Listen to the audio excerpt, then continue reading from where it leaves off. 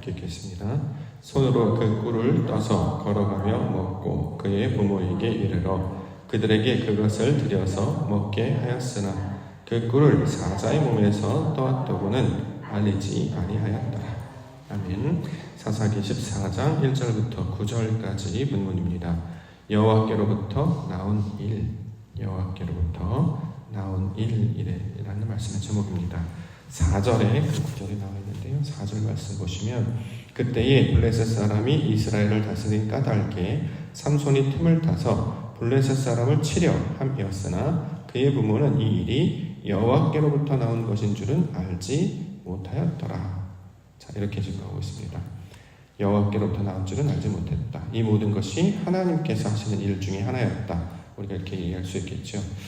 하나님께서 계획하신 의도가 무엇일까? 그것은 사사라는 사람을 세우셔서 이스라엘을 구원하시는 일이었습니다. 자, 이스라엘을 구원하시려고 한다고 하면 우리가 보통 생각해보면 소위 말해서 이제 위대하고 뛰어난 영웅 같은 사람 좀 보내시면 더 쉽지 않을까요? 어차피 구원하시고 무엇이든 할 수 있고 전능하신 하나님이시기 때문에 이스라엘을 구원하시려고 하면 믿음 좋은 가문에 믿음 좋은 청년으로 자라게 하셔서 능력을 주셔가지고 그가 하나님의 일을 능히 감당하면 얼마나 쉽고 얼마나 멋지겠습니까? 그렇지 않을까요? 우리로 따지면 신앙의 가정에 어렸을 때부터 주일학교 열심히 다니고 신앙생활 잘하더니 청년 놓고더니 그가 교회 일꾼이 되어서 하나님의 일을 충성스럽게 감당한단 말이죠. 기도도 예배도 찬양도 열심히 하고 공부도 열심히 하고 뭐 세상에 나가서 부족함이 없는 자로 이런 자들을 사사로 세우시면 큰 본이 되지 않겠습니까? 할 얘기도 많고. 근데 하나님의 방법은 사람의 방법과 달랐다라는 것을 우리 가운데 가르쳐주고 있습니다. 가장 먼저 이 사사, 특별히 12번째 사사였던 삼손이 태어난 배경을 보면 아무도 하나님을 찾지 않는 그 시절에 아들을 낳지 못하는 한 가정에 아이를 주셨던 것으로부터 시작합니다. 그렇죠? 믿음의 가문에 잘 이어온 자를 통해서 나타나는 것이 아니고 한 가정을 하나님께서 이미대로 선택하시고 그를 통해 하나님 일을 감당하게 하신다는 거죠. 자, 그럴 수는 있다고 쳐요. 그러면 삼손이라는 사람이 지금 선택을 받았단 말이죠. 그럼 삼손이 어렸을 때부터 하는 일이 다 하나님께서 기뻐하시는 일이었고, 뭐 좋게 얘기해서 말을 참 잘 듣는 아이로 성장했는가? 기사들 쭉 읽어보면 그런 것 같지는 않습니다. 대표적으로 삼손은 여자들 되게 좋아한다 이런 이야기들 계속 반복적으로 하고 있습니다. 그래서 어떻게 되냐면 오늘 본문에 따르면 블레셋 여자를 데려와서 아내로 삼게 하옵소서 이렇게 아버지한테 요청을 하지요. 자, 원래 히브리 사람들은 이방 사람, 특별히 가나안 자들과 통호하지 말라라고 하는 것이 율법에 나와 있죠. 출애굽기 34장 6절이나 신명기 7장 3절과 4절에 보면 이방 여인과 통혼하지 말고 친척, 그러니까 같은 혈족 안에서 아내를 구하도록 이렇게 얘기합니다. 이게 무슨 뜻이냐면 하나님을 모르는 사람들과 통하지 않도록 하게 한다는 거죠. 이것 때문에 이제 문제가 됐던 보통 왕은 우리가 솔로몬 왕이라고 잘 알고 있잖아요. 이방 여인과 결혼했던 것으로 문제가 되었다. 이런 것들을 얘기를 하는데 지금 삼손은 그냥 사사가 아니고 나실인이었단 말이죠. 나실인이라면 포도주나 독주나 부정한 것을 만지지 아니하고, 다시 말해 자기가 원래 해왔던 세상의 방식들, 자기의 습관들 따라가지 아니하고 하나님께 바쳐진 자요 구별된 자이기 때문에 하나님이 기뻐하시는 말씀대로 하는 것이 이 나실인이 감당한 사역이었습니다. 자, 하나님의 말씀은 모른다고 칩시다. 하다못해 그러면 부모님 말이라도 들어야 될 것이잖아요. 그런데 부모님이 어찌하여 이스라엘 내에서 여자들도 많은데 블레셋 사람을 선택하려고 하느냐 이렇게 이야기한단 말이죠. 이제 내용을 보면 그것은 틈을 타서 4절 중간에 보면 삼손이 틈을 타서 블레셋 사람을 치료하려고 하는 것입니다. 이제 이렇게 얘기한단 말이죠.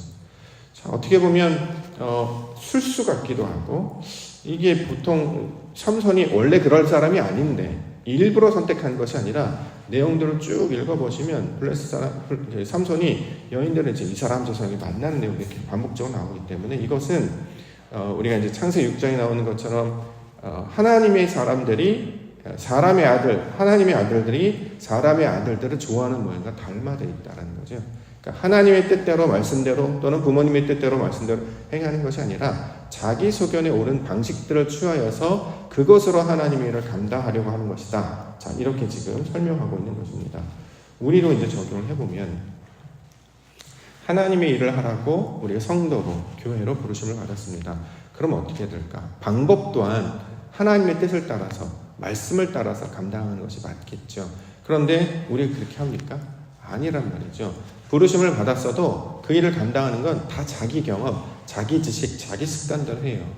메신저가 와서 이렇게 합시다 이렇게 권유를 해도 그건 그 방식이고 전 제 방식대로 하겠습니다 라고 이야기를 한단 말이죠. 처음부터 하나님의 방식을 따라가지 아니하고 시작부터 자신의 소견에 오른 대로 살아갔던 자, 이것이 이제 신앙의 모습처럼 삼손의 모양도 그렇게 나아갔다라는 것입니다. 그런데 그 배경의 전체적인 줄거리를 보니까 이 모든 일이 여호와께로부터 오는 일이다라는 것을 설명하고 있는 것은, 그럼에도 불구하고 하나님은 이 가정에 이 삼손을 선택하여서 하나님의 구원의 일을 이루시겠다라고 하는 의도를 이 말씀 가운데 나타내고 있는 것입니다. 딱 태어나서 보니까 구별돼서 태어났는데 잘 못해요. 우리로 따지면 사람을 뽑아놨어요. 잘한다고 해서 열심히 하겠습니다. 최선을 다하겠습니다. 그 일을 감당하겠습니다. 그래서 이제 뽑아놨단 말이죠. 그러면 시키는 대로, 주어지는 대로, 방법대로, 그 법칙대로, 그 매뉴얼대로 해야지 맞는데, 그렇지 않고 자기 마음대로 들랑달랑하고 자기 마음대로 하고, 내가 이걸 가지고 어떻게 큰 일을 하려고 했다는 것입니다 라고 이야기했단 말이죠. 그러면 그것을 뽑았던 사람이라든가 그것을 맡겼던 사람이 불안해하지 않겠습니까? 저게 잘 될까? 말로는 제가 틈을 타서 이걸 이겨낼 거라고요. 제가 다 준비하고 있었던 것이거든요. 자, 그러면 그 다음부터는 아무래도 좀 신뢰가 좀 떨어지겠죠. 어떤 걸 또 맡기면 또 자기 방식대로 하겠다, 이렇게 했으면 좋겠다라고 했을 때 그것도 또 자기 의지대로 하겠다라고 이제 불안해하지 않겠습니까? 그런데 성경은 사람의 방식대로 그 일을 이루는 것이 아니고 하나님의 의도와 계획이 있으셔서 이 과정을 허락해 주시고 감당하게 해 주심으로 결국 마침내 이스라엘의 구원을 이루신 이가 하나님이심을 나타내시려고 이 과정들을 이루게 하여 주셨다. 삼손이 하고자 하는 대로, 삼손의 방법을 그것을 개입하지 않으시 그대로 내려놓으셨다. 이렇게 지금 설명하는 것으로 우리가 오늘 살펴볼 수 있을 것입니다. 사람의 방식이 아무리 잘못되다 하더라도 구원을 이루시는 분은 하나님이십니다. 그러므로 우리가 사람의 방식대로 이렇게 하면 어떡하지? 저렇게 하면 어떡하지? 때에 따라서는 자기 소견에 오래된 대로 살았던 자가 나중에 삼손의 결론을 우리가 알지, 내용을 읽어보시면 아시겠지만, 그때는 삼손이 마지막 순간에 눈이 뽑혀서 죽음의 순간에는 아버지께 강한 도움을 요청을 하거든요. 하나님께서 내게 마지막으로 힘을 주시옵소서. 그래서 그때는 여호와 하나님께 간구하고 구하는 방식대로 그렇게 하나님의 일을 감당하려고 하는 것으로 보여주고 있는데, 이처럼 자기 소견에 옳은 대로 행하였던 사람이 마지막에는 앞을 보지 못하는 것으로 하나님을 전적으로 의지하고 신뢰하는 자로 바뀌게 되는 것임을 이 삼손의 기사를 통해서 계속해서 설명하고 있는 것입니다. 그러면 신앙이라고 하는 것도 또 동일하다 이런 생각이 듭니다.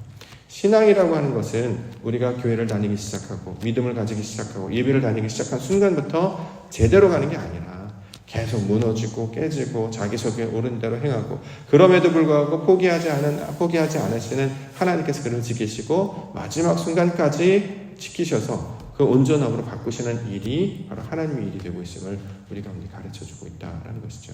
저와 여러분들을 사사처럼 또 의인처럼 성도와 교회로 불러주셨는데, 때때로 일을 감당할 때마다 낙심이 찾아오고 절망이 찾아오고, 또는 자기 소견에 옳은 대로 행하려고 하는 그 자기 의가 찾아온다 할지라도 변함이 없는 것은 하나님의 은혜와 사랑은 결코 변하지 않는다라는 것을 이 기사를 통해서 가르쳐주고 있습니다. 그 대표적인 증거가 여호와의 영이 삼손에게 임했다, 이렇게 이야기합니다. 6절. 여호와의 영이 삼손에게 강하게 임하니 그가 손에 아무것도 없이 그 사자를 염소 새끼를 찢는 것 같이 찢었으나 그는 자기가 행한 일을 부모에게 알리지 아니하였더라. 자, 삼손이 원래 힘이 셌는지는 모르겠습니다. 그런데 여호와의 영이 임했더니 사자를 찢었다, 이제 이렇게 얘기하는 거죠. 우리가 이제 그걸 그대로 받을 수도 있겠죠. 우리가 눈으로 보는 사자, 동물 사자로 그렇게 찢었다라고 볼 수도 있겠습니다만, 이건 하나의 이제 큰 상징이 되겠죠. 이 사자는 이제 블레셋 족속, 사자와 같이 이스라엘을 다스렸던 블레셋 족속을 이제 비유적으로 한 말이고, 그가 이제 블레셋 족속을 나중에 이렇게 사자를 찢듯이 이겨내는 모양을 이제 미리 환상을 통해서 또는 사건을 통해서 이제 보여주고 있는 것이죠.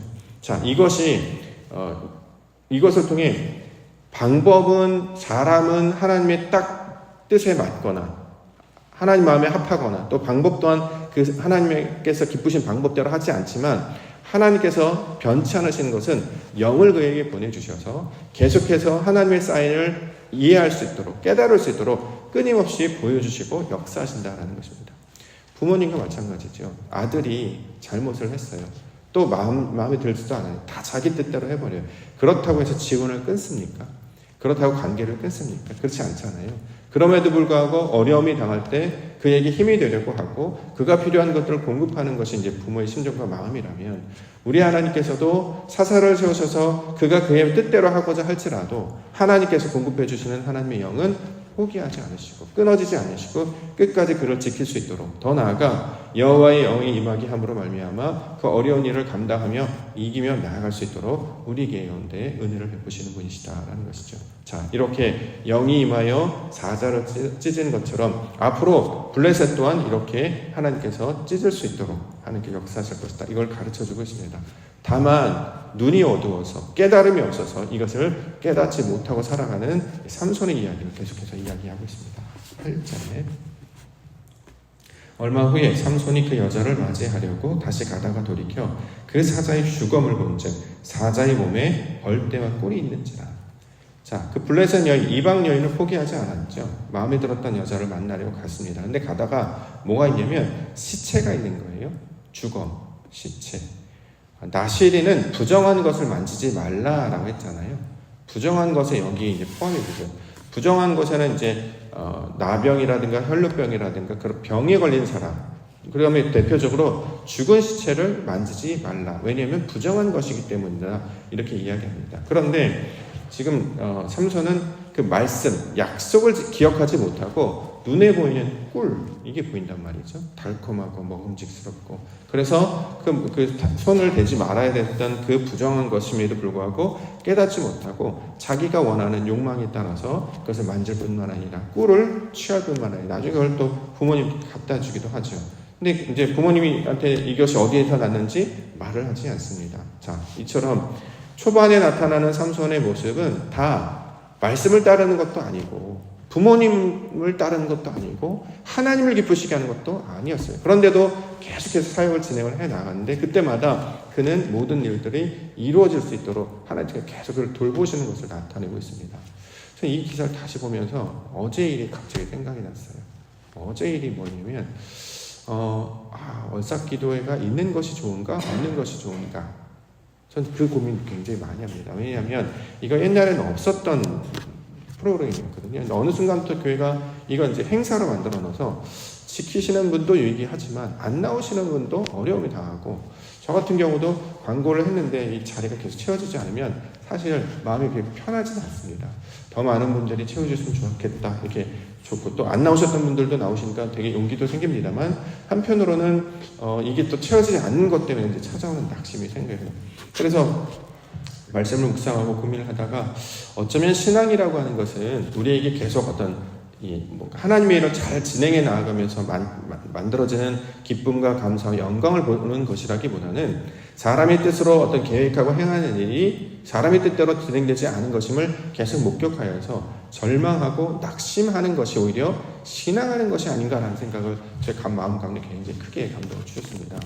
사람의 방식으로 하는 것이 아니라 하나님의 뜻으로 감당해야 된단 말이죠. 그러면 걸림돌이 될 만한 것들은 이것은 놓는 것이 맞는가?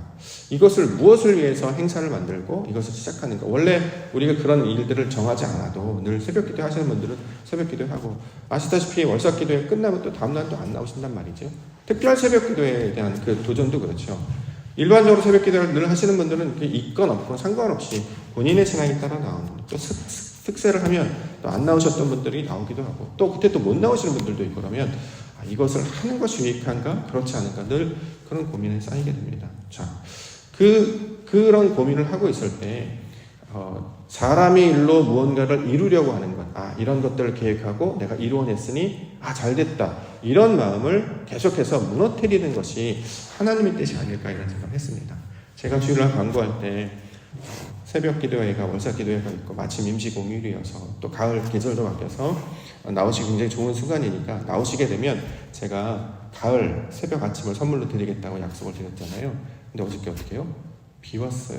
그래가지고 아이고 비가 와가지고 비도 조그만 것도 아니고 많이 왔습니다. 이것들을 아셔서 안 나오신 건가? 그러면 이런 일들을 말해서 어떤 행사를 어떤 사람의 뜻대로 만들기 위해서 하는 모든 것들이 무의미하구나, 무익하구나라는 생각을 자꾸 갖게 하셔서 하나님만 바라보시고 믿음으로 감당하게 하시는 것들로 나아가야 되지 않겠나. 자, 이런 생각을 자꾸 해보게 됐습니다.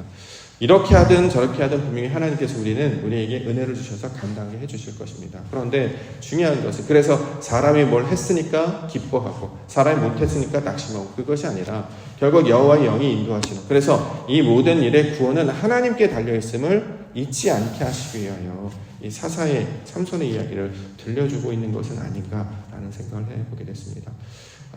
아버지의 뜻으로 우리 마음을 돌이키시고 하나님께서 기뻐하시는 뜻을 감당해 주시옵소서. 마침내 어떤 사람의 연약함에도 자기 갖춰지지 못하고 다듬어지지 않는 자들일지라도 하나님께서 이들을 고치셔서 온전하게 해 주실 수 있습니다. 그 여호와의 선하심, 인도하심과 이스라엘 구원하기 위해서 끝까지 포기하지 않으시는 하나님의 사역만을 바라보시며 오늘도 믿음 가운데 기도하며 나아가시는 우리 성도님들 되시기를 주님의 이름으로 축원합니다. 기도하겠습니다.